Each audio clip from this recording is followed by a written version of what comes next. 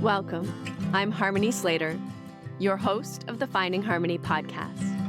Over the past 20 years, I've taught thousands of yoga teachers and students to explore the intersection between ancient wisdom and modern everyday life, using mind-body practices to heal, awaken, and manifest their dreams from the inside out. This podcast is a sanctuary for those feeling overwhelmed by life's challenges. Are you ready to jump in and discover how these challenges aren't actually in the way, but are the way to finding harmony? Let's invite the magic back in. Hi, and welcome to the Finding Harmony podcast, where we are going to explore some deep truths about what it's like to be an embodied human in today's somewhat complex world. Our guest is Sara Avant Stover, who's a teacher, author, and mentor, and she's devoted her life to guiding women through the sacred terrain of inner transformation. She is joining me today to talk about her most recent and deeply personal work called Handbook for the Heartbroken, A Woman's Path from Devastation to Rebirth. This is a raw, intimate, and spiritually grounded companion for navigating the depths of grief and loss. It felt particularly relevant to talk about grief and loss as we are still, some of us, thinking about feeling into the grief and loss, the sudden loss of our teacher, Sara Joyce, from last November. And many students, many of his teachers and students that practiced with him for over 2 decades or 3 decades are feeling maybe a little bit lost and heartbroken, because heartbreak isn't just the ending of a romantic relationship. We can experience heartbreak and devastation and loss when someone dies, when we lose a house, when a pet dies, when, yes, a relationship is lost, or when part of ourselves is lost. We lose a job, or we lose a family member, or there's a separation. Maybe we lose a spiritual practice or a discipline that we once loved, or an art form. Maybe we can't do those things anymore. And there's a sense of heartbreak and loss. And so this is what we're going to explore today.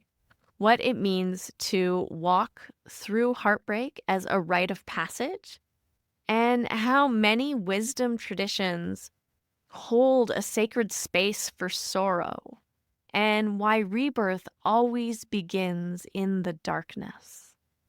So Sara's just bringing so many beautiful stories and such wisdom around her experiences using Buddhist practices, Ashtanga yoga as well, as you'll hear, and women's leadership to offer nothing short of soul medicine during times of loss and transition and needing to deeply find or redefine ourselves again.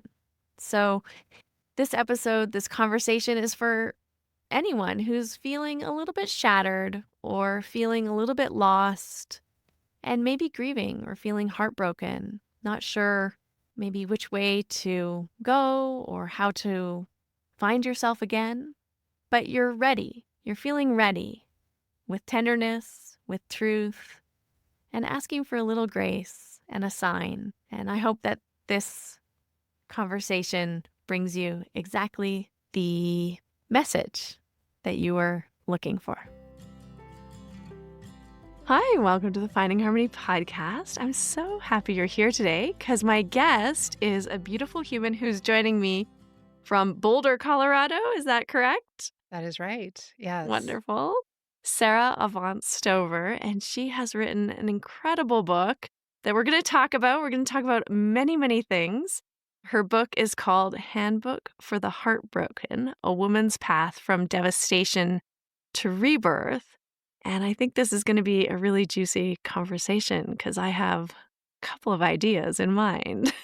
How are you doing today, Sara?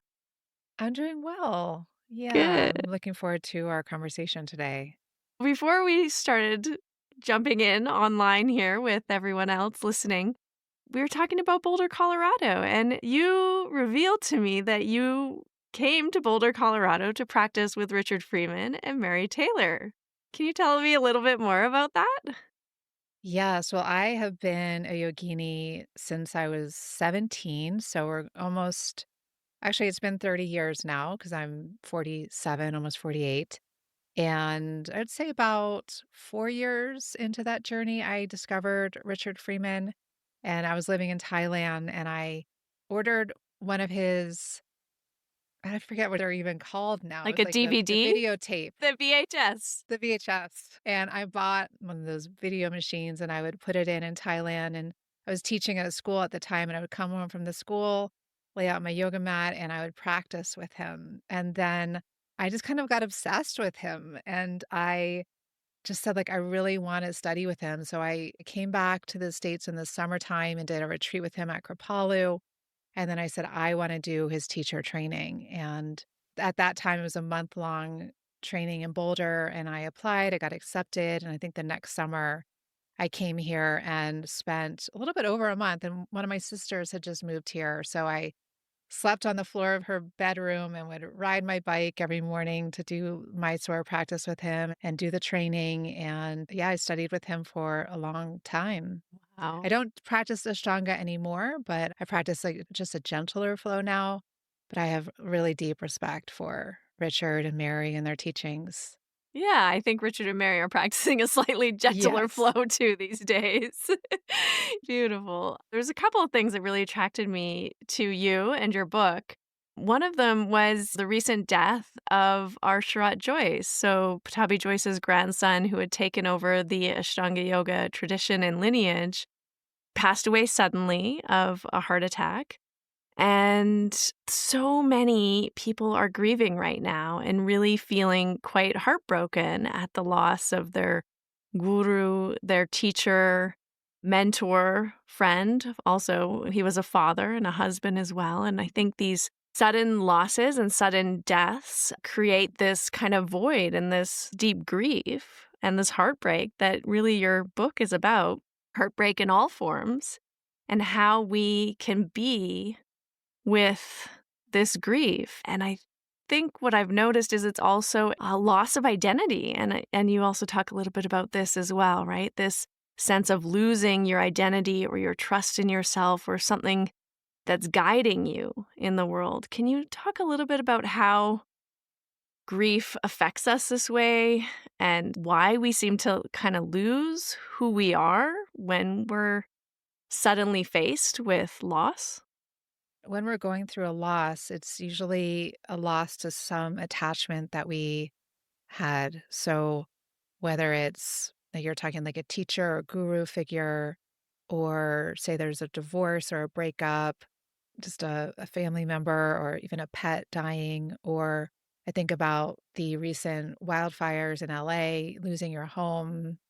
It's like within whatever that attachment is, there is some way that we know ourselves. Like we know ourselves as a homeowner of this particular home in this particular area of LA, or we know ourselves as the student of this particular teacher, or as the parent to this pet. And then when that falls away, it leaves a blank space.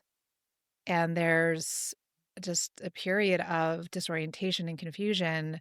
Well, who am I now without this person or without this thing in my life? So, in addition to losing that person or that thing, we also lose that sense of ourselves or that orientation of ourselves. One of the things I talk about in the book is there's these cascading losses that come with just a Mhm. single loss. And one of those cascading losses is we lose some way of orienting around our understanding of ourselves. Yeah.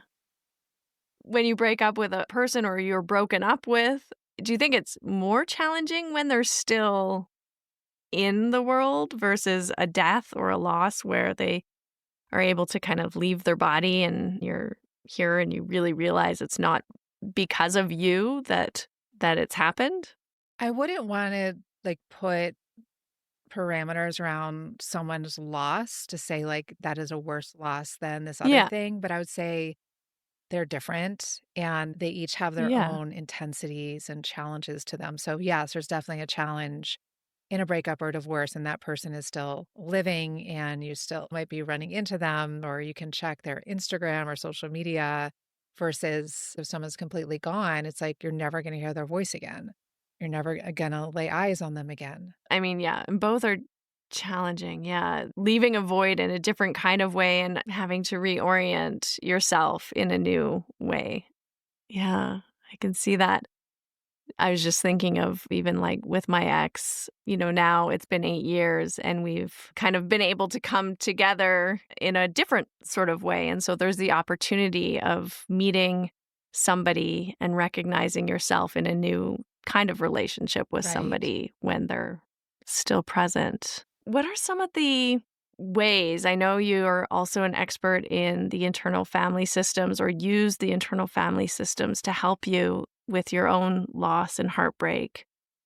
Can you tell people, maybe some people aren't familiar with it? I really love internal family systems and parts work, but maybe first, could you explain what that is for listeners who aren't familiar with it? Sure. It's a psychotherapeutic model. It was founded by a man named Richard Schwartz in the 90s.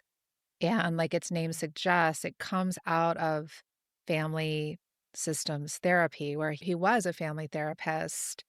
And he's applying the dynamics that can come alive in family systems and family therapy to one's internal world. And we can have these same alliances inside that happen in families, these same hierarchies, these same polarizations.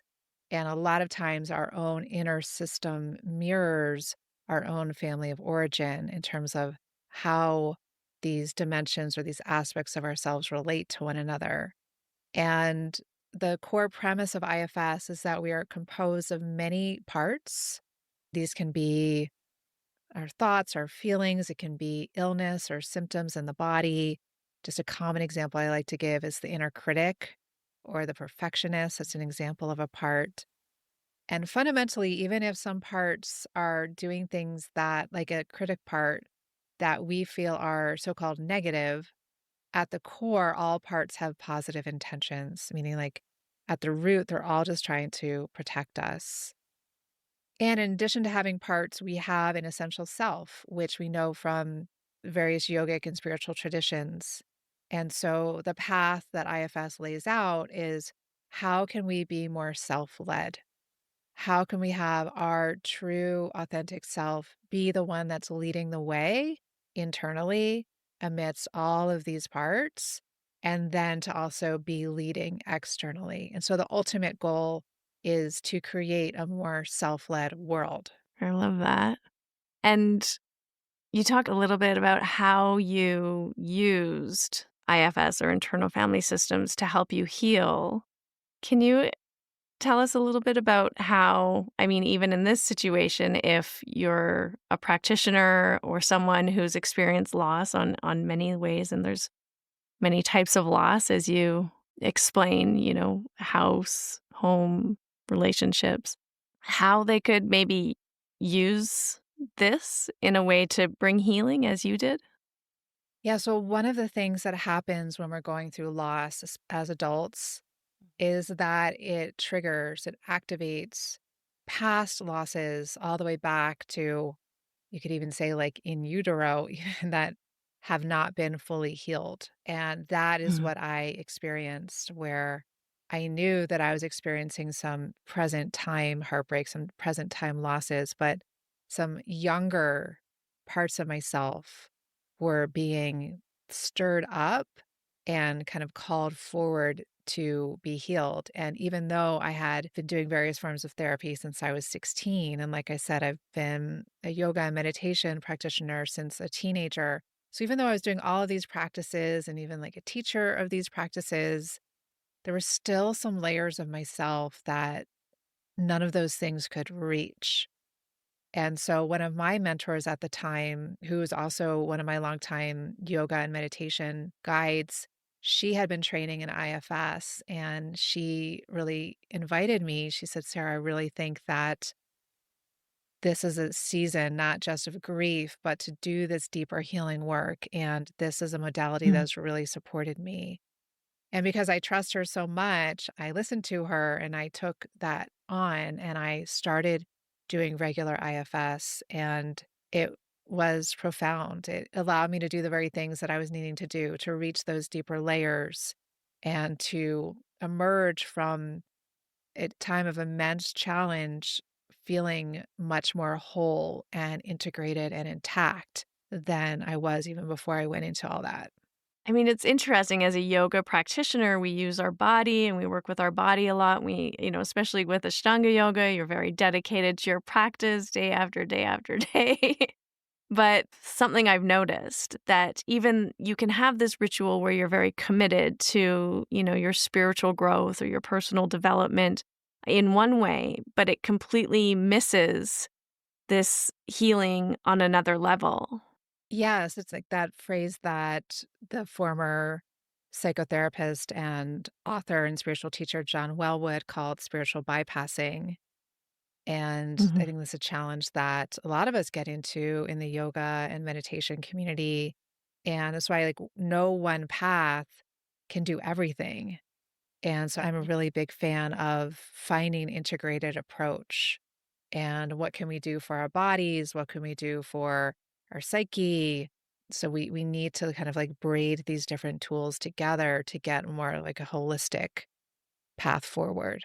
Yeah, definitely. Because there's something quite therapeutic or healing about being able to be still enough or slow down enough to go in and really meet that inner child or that part of you that experienced a wounding or a deep sense of failure or loss at a young age that couldn't necessarily process what was happening to the same extent as now. And you just can't do that through, an asana practice, I guess. At the end of the day, it really requires words and emotions Yeah, and things that maybe just the asana doesn't touch upon, right, right? right. You Yeah. touch into trauma, these pockets of hurt from the past that we didn't have the resources to handle within ourselves. We didn't have the external support that we needed. And so, like, IFS really provides a safe pathway, safe container to go into those pockets of trauma and to heal them, to transform them, to bring to those pockets what we couldn't bring to them in the past. And that takes just a different type of experience than getting on your Yeah. yoga mat and doing an asana practice. Yeah, definitely. And when you talk about doing IFS work, was it with a coach or with a therapist, with Yes, I someone? did it Or with an IFS practitioner, and especially for healing these like these deeper regions of ourselves, it's really important that we do that in relationship. And I know that that's not always financially accessible to everyone. So in my book, I also share a lot of kind of self therapy practices that one can do. And the book comes with several guided meditations, which can be really Mhm. helpful. And that's something else that I love about IFS. It's like, yes, it's really supportive to experience it with someone else. And then ultimately, it's like a paradigm for living and a spiritual practice in and of itself, and it's something that we can take on and just integrate into our day-to-day lives.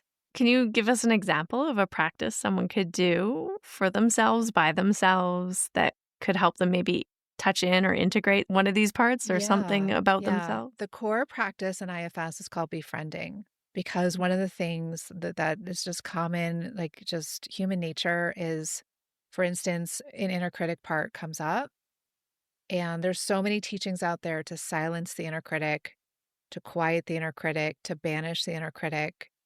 But IFS is all about befriending the inner critic, befriending our parts, and it's creating that connection inside that actually heals. So, if it's okay, I'll just guide us through just a short practice to start to experience this befriending for yourself. How does that sound? That'd be Okay. wonderful. That sounds Okay. great. Yeah. Great. So, I invite you just to close your eyes if you're in a space where you can do that right now. And even if you're not, you can still see how much of this you can track just with eyes open or having a soft gaze, bringing your attention inside.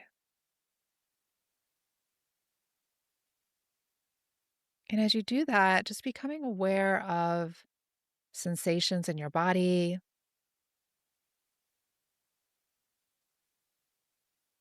becoming aware of any feelings that are here right now, whether they're big feelings or even just residue of feeling,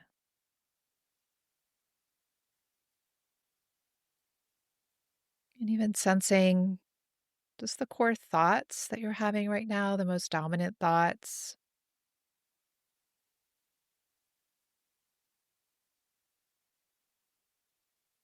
And all of these are examples of your parts. And so some of us experience parts more visually, some of us more of a felt sense. So just trusting however you experience your parts as I guide you through this next piece. So I invite you to turn your attention to a part of you, an aspect of you that feels present right now and that you feel curious about. It could be a part of you that's like really worrying about something, or like a chronic pain that you have in your body, an anxiety. So just seeing like something that feels really prominent inside that you just want to get to know a little bit better. And I'll just give you a moment or two to feel into that.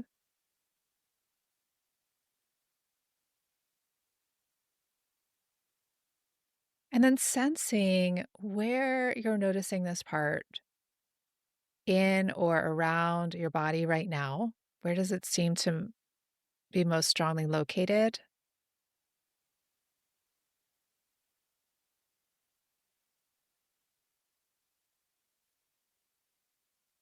And then see if you can just extend some curiosity towards this part.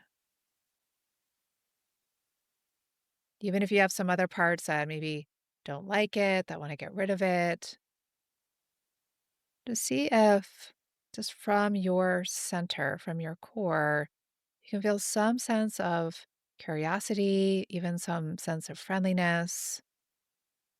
Just extend it towards this aspect of yourself. And then just tuning in just to see if there's anything that this part of you wants you to know right now, or wants you to know about itself right now. Anything that's part of you wants you to know. See if you can tune into that. And then seeing if there's anything that wants to be said or done in response to that from this place of open curiosity and presence. And then just thanking this part for all that it has shared, saying goodbye to it for now. And as you're ready, coming back into the space. That's so beautiful.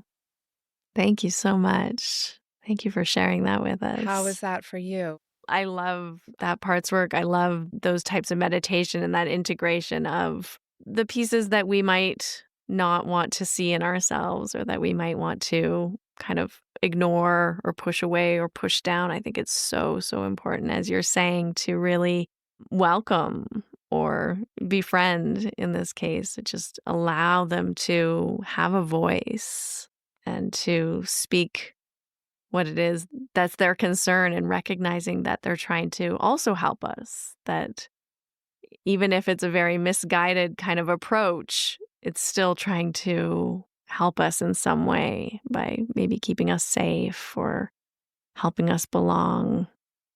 So it's really, really beautiful. Thank Mhm. you. It's been interesting because there's been a lot since, the teacher and the lineage passed away. There's been a lot of, I'm going to say maybe drama or conflict of different people, having various opinions around, next steps or breaking away or blaming other people. And it's kind of came to me as you were speaking that it's such an interesting reflection of this work actually playing out in the real macrocosm of the little Ashtanga yoga bubble.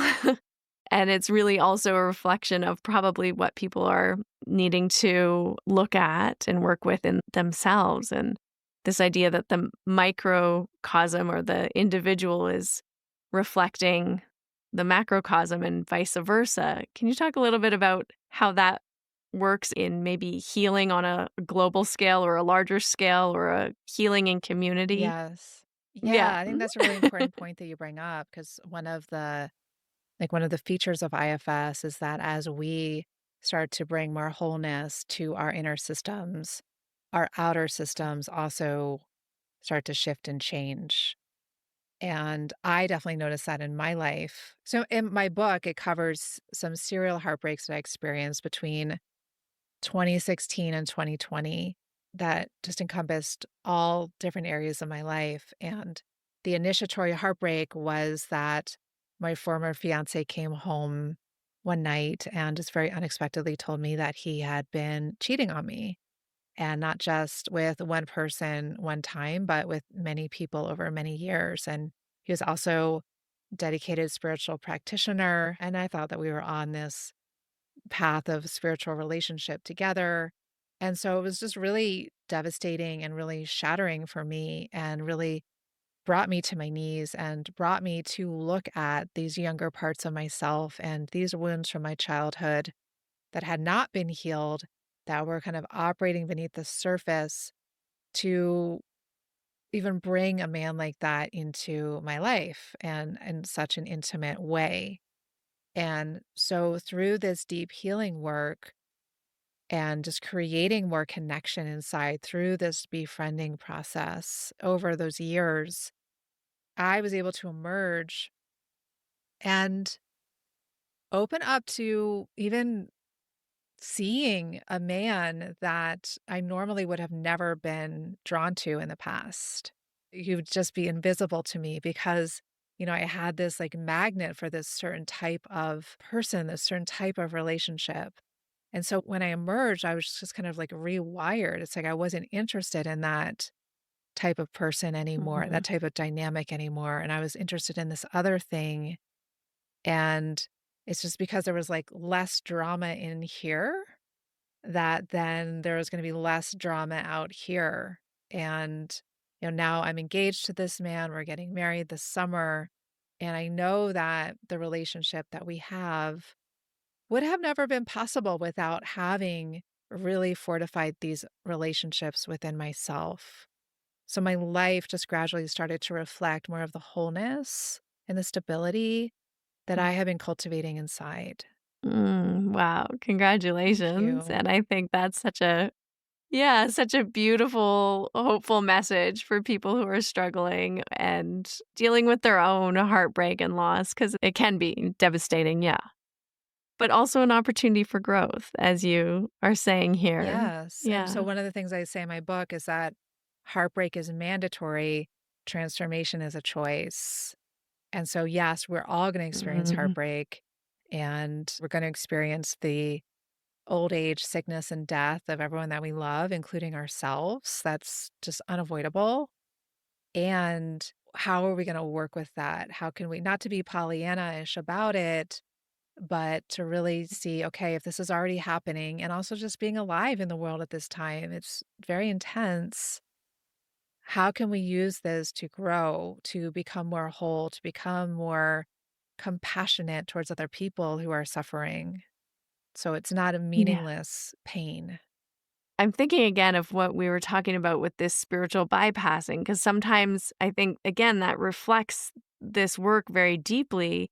We do our spiritual practice and our lives get smaller in a way where we're cutting out all the people or the things that are no longer in alignment, we'd say, with who I am. But it's really like kind of this cutting out in a way that's almost like suppressing or repressing what we would do with those parts of ourselves rather than it being this welcoming or this befriending and allowing ourselves to really be with those parts. And then you don't actually have to kind of cut out or shut down people or circumstances. It's just your life just changes and evolves. And that's what I'm hearing you say. And what happened for you is just like, yeah, you're just no longer attracted to those things, and not because you have any sort of like emotional charge around it. It's just not even coming into your field of awareness or experience Yeah. anymore. Yeah, exactly. So the other thing that I was thinking about was doing this work, and this is, I think, something that you can probably talk and speak to as an Ashtanga yoga practitioner. A lot of people and practitioners, especially very dedicated practitioners who have this devotion to their practice, are very action oriented, I'm going to say, right? Like very much in the doing. And I'd love for you to speak to a little bit about how important or how vital rest is, and like slowing down and allowing yourself to really be with the emotion, which sometimes I think is difficult to do when you're so focused on like the doing of a practice rather than just kind of being with yourself. Yes, it's so important. And that's one of the things that made me start to veer away from Ashtanga, like in my 20s, that's when I first discovered Yin yoga. And I realized, oh, these are great complements to each other. I also started meditating more. It's like throughout also spiritual teachings, throughout nature, there's the yin and the yang. There's the sun and the moon. There's the dark and the light. There's the mountain peak and there's the valley. And these need to go together. There's a rhythm to them. And even Mhm. in nature, both of us live at different stages of the Rocky Mountains. And, here we're emerging from what was a cold and snowy winter into spring. And the lilacs are blooming, the tulips are coming out. There's a vibrant green coming to the hills outside my windows here. And it's like we need the depths of that winter in order to have this juiciness, this vibrancy of the spring. And the same is true, because we are nature, we are extensions of these processes that we see outside of us. And we need these times of this expansion and this contraction, action and being. And our culture does not make that very easy. It's very much an action-oriented culture. So it is countercultural to take more space, Yeah. to rest, to be, to feel. And I think that because of that, it can be hard at first. We haven't learned how to do it. But everything is hard at first. Mm. Most things are hard at first, even just like learning how to do a chaturanga. It was like the first time we did it. Maybe like your arms are shaking, or your shoulders go way forward and you learn to roll them back, or whatever it is. Then you Yeah. get stronger and you build that muscle memory. And it's like chaturanga is just like second nature. And the same is true for resting or for learning to feel our sadness. It just might feel unfamiliar, uncomfortable, but that doesn't mean that it's bad. Yeah, it's so important. I think a lot of people fear that if they slow down enough or really be with the feelings and allow the feelings to come up, that they're never going to go away. But the ironic thing is, or the paradoxical thing is, like, that is how they go away, just through the feeling of Yeah, it. It's just like, I know. turning on the faucet, like, after maybe it hasn't been turned on for a while. It's like kind of like the muddy water needs to come out, and it's like, ugh, this is gross, or, and then it can run clear. Like, that's what our feelings do for us. Yeah, I love that. And I think it takes so much more energy to like keep everything bottled down than it does to just kind of clear it, as you're Yeah, saying, yeah. right? Just to let it move through. And again, it's uncomfortable, but it's just short-term discomfort versus the long-term challenges that come through constantly repressing that. Yeah. So when you were going through your grief process, or like grieving over this 4-year period and having, different losses happening, you said you had been teaching yoga. Were you still teaching yoga and meditation, or coaching, doing your work at this time? Yes, I was. So by that time, my work had shifted some, and the yoga and meditation were a piece of it, but so were many other elements. And I think it was when I was in my early 30s that I started just working with women, particularly women's spirituality. And so we brought in elements of psychology and kind of empowered living, you could say, and even leadership. And then yoga and meditation were some aspects of it. So, yes, I was teaching during that time, mostly online. I teach mostly online and then sometimes in person retreats. And so my setup at that time was similar to that. What are some ways or some tools or some things that you did that helped you support the people you were supporting and show up for them while you were also having to go through your own process of metabolizing this loss and this grief and this heartbreak? That's a great question. And I'll just say it was not easy. It was not easy. No, I can't imagine it would be. Yeah. W It seems really Yeah. challenging. One of the things that helped Yeah. me that was actually a growth edge for me and that some of my mentors and colleagues encouraged me to do at a certain point when I felt ready for because I was teaching, for example, like a longer term program. And in Yeah. that type of container, before anyone else knew what was going on, I just shared just kind of like the rough sketch of what was happening. And that helped Yeah. me just to be able to feel more authentic and not to feel like there's this Mhm. bifurcation of like, I need to be presentational in this persona and then keep my real self hidden. And it was Yeah. a exercise for me to be more authentic. And I feel like that training ground has then just continued to grow and evolve since then. Because even at that time, I felt like, aside from that experience with the heartbreak, even before the heartbreak happened, I felt like there was still more of a bifurcation between Yeah. my public self when I was teaching and my day-to-day self. And so one of my intentions for that whole healing process was coming back to that word wholeness was just to feel more unified. And like there's not a split between who I am when I'm teaching versus who I am when I'm having coffee with a friend or having dinner with my partner. It's like what Mhm. you see is what you Yeah. get. Like this is who I am. That's so helpful. Like learning to kind of be again, as you do with the parts work as well and with the feeling of the emotions, learning to presence or be with what is initially kind of uncomfortable, like being vulnerable or showing who you truly are in a way without having to show up perfect, right? Right. Like kind of appeasing the perfectionist, like being with that part of you that wants to show up a certain way and just recognizing what the reality is for you and what's available for you to be at that Yeah. time. Yeah. Yeah, it takes a lot of courage. Being human takes a lot of courage, right? And one of the things in IFS, it said that our essential self is composed of 8 C's. And these are qualities that begin with the letter C. And one of them is courage. So just courage is a Mm. quality of our What essential self. I love that. What are the other 7?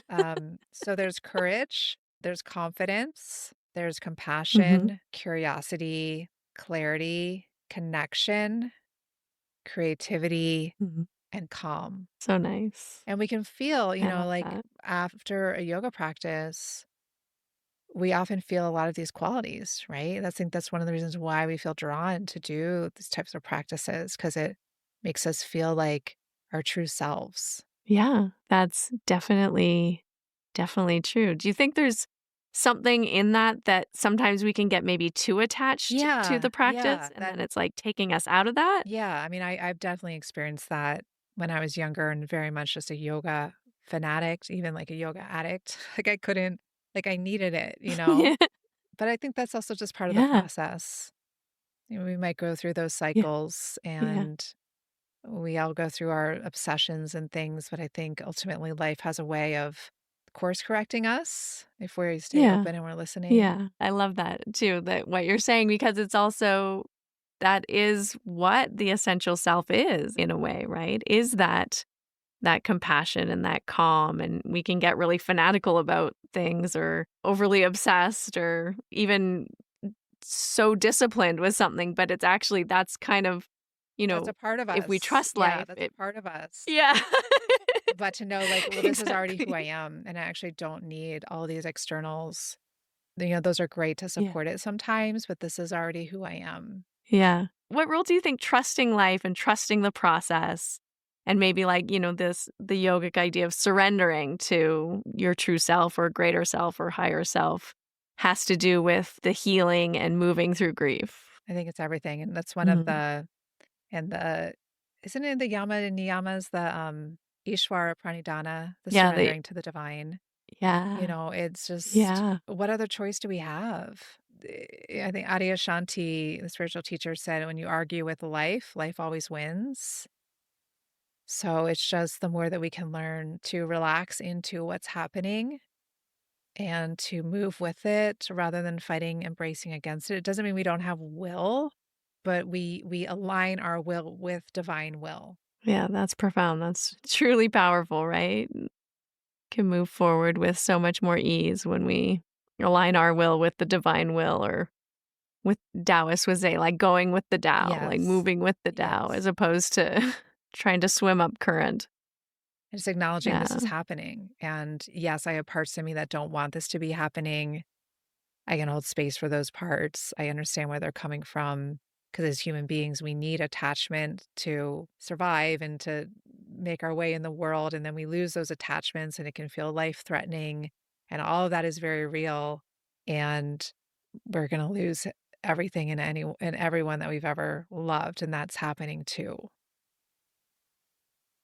Yeah. Yeah. Yes, and both are true, Mhm. right? Yeah. Beautiful. Well, thank you so much for coming and having this conversation with me today. And can you let people know where they can work with you? And your book is out now.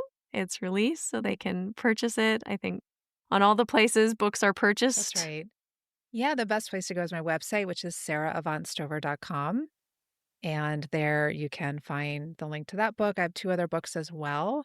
And I also have an audio version of Handbook for the Heartbroken, which a number of people have expressed they found to be really comforting, especially when you're going through an active heartbreak. But also, this book helps us to digest and metabolize past heartbreaks that we haven't fully given enough space to. I also have a podcast called Yeah. Herself, two separate words, and it brings in IFS and women's spiritual leadership. And I offer one particular online course twice a year and then a number of retreats, women's retreats around the world. So, any of those places, I would love to connect. Beautiful, beautiful. Yeah, your podcast sounds amazing. I can't wait to listen to it. I just learned about it today, so Cool. I was like, "Oh, this sounds like something I would really like to listen to." So thank you so much. And when someone buys your book, how do they receive or buys The the meditations. handbook for the heartbroken? Yeah, how do they receive the Yeah, so meditations? there's a link inside the book, and that link is on my website. You'll just be able to download all the meditations from there. So I really encourage that as an added companion because it really helps to just bring the teachings into your own body, into your day to day life in a way that is supportive. Beautiful. Thank you so much. It was such a pleasure to be here with you Yeah, thank you for today. having me. And it Yeah. was a pleasant surprise finding, our connection with Richard and Mary and just these deep yoga roots that we both share. Thank you for joining us for this intimate and powerful conversation with Sara Avant Stover. Her words really reminded me that healing isn't linear, it's cyclical, it's feminine, and it's often born in the dark, quiet places of ourself, sometimes emerging out of the deepest heartbreaks. And so, as we close, I just want to say that I hope that you're feeling comforted and that the profound loss of people that we love in our lives, whether it's someone very, very close to you or even the passing of our teacher, Sharat Joyce, that death is an invitation for us to reflect on impermanence, for us to recognize what's truly important, and that everything is evolving, and that we are also evolving and changing in every moment, and that the path of practice isn't linear, just like grief, just like our lives, and that the teachings, the true teachings of yoga will continue to ripple through all of us, through our practice, through our devotion, for our breath, with our breath, and with clarity. And if you feel called to deepen your own relationship to your breath and use your practice as a place for deep healing and transformation, then I would encourage you, Ancient Breathing 2.0 continues to be open for enrollment. The first class was May 18th, but you can catch the replay and jump in for the remainder of our live classes. There's still time to join. And the link is in the show notes. So if you're feeling that you want to deepen your practice in a new way and start to really commit to connecting to your subtle energy body and the movement of prana using breath and using awareness, then I'd invite you to come in. Send me a message on Instagram if you can't find the link, and I hope to see you in class for my signature program. That's it. We've concluded another episode of the Finding Harmony podcast.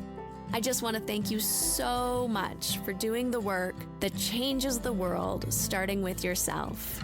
It truly does make a huge difference. Please make sure you have your automatic downloads turned on wherever you listen so you don't miss any of the upcoming episodes. I have so much more magic I can't wait to share with you. Lastly, if you're on Instagram, I love connecting and hearing from you. So come on over and say hello at Finding Harmony Podcast. And you can also come say hello to me personally at Harmony Slater Official. Thank you again for being here. I cannot wait to share more with you in our next episode.